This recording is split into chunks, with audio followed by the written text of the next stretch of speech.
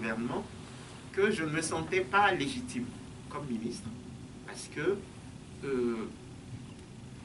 on dit Kako, tu es de Togoville, ok, c'est mon village, mais personne ne me connaît au village.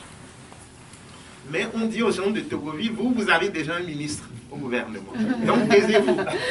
Okay, vous êtes représentés.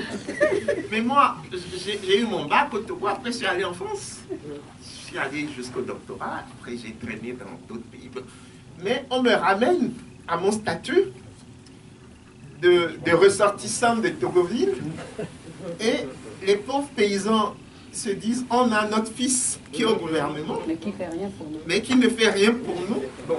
Et c'est là où le mode de production de nos élites pose problème. Je vais dire, moi, je ne me sentais pas légitime. Parce que j'avais accumulé des diplômes. Mais je ne connaissais pas le terrain qui me revenait de développer ou de transformer. Et donc, et ça, c'est quelque chose qui fait que quelquefois, les dirigeants ne sont pas de mauvaise foi, mais en fait, ils sont hors sol. Ils peuvent être complètement hors sol. Et quand vous lisez Amadou Ampateba, dans Amkoulé, l'enfant peu, il explique bien quand il fait la série des blancs blancs, les blancs noirs, les noirs blancs et les noirs noirs. Oui, il dit depuis l'époque coloniale, les populations africaines avaient elles-mêmes sérié les types d'Africains. Ils disaient, bon, les blancs blancs, c'était les colonisateurs, ils étaient vraiment blancs. Bon. Okay.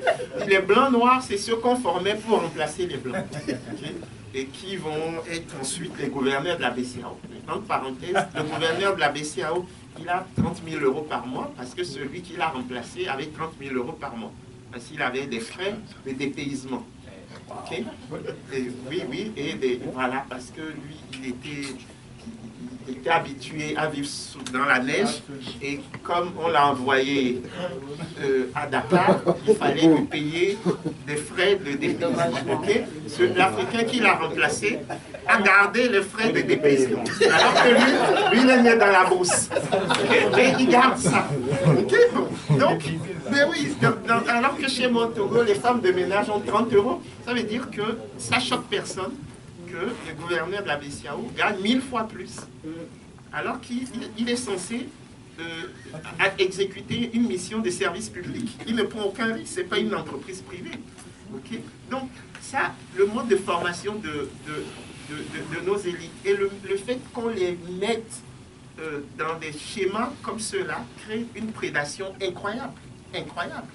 Et pourquoi est-ce que la BCAO se bat, comme la BEAC d'ailleurs, pour rester au niveau du trésor français et tout? Parce qu'ils se disent, les maigres intérêts qu'ils récupèrent font leur trésorerie. Donc ça leur évite de réfléchir à faire de l'intermédiation financière internationale. Mais oui, moi quand j'étais à la BCAO, on avait 14 mois de salaire, et quelquefois on avait un 15e mois de salaire. Okay? Et la retraite, c'est 80% du dernier salaire. Et quand vous partez à la retraite, vous avez ce qu'on appelle le cadeau du gouverneur, c'est-à-dire le dernier salaire multiplié par le nombre d'années passées à la banque. Okay? Ça, vous avez le jour du départ, vous avez ça. Okay? Donc ça, c'est quand même... C'est pour ça que je dis toujours, balayons devant nos portes. Balayons devant nos portes. Nous n'avons pas été formés pour aider nos frères et sœurs à se développer. Nous avons été formés pour remplacer le colonisateur. Regardez même historiquement, dans certaines contrées, le fils du chef n'allait pas à l'école française.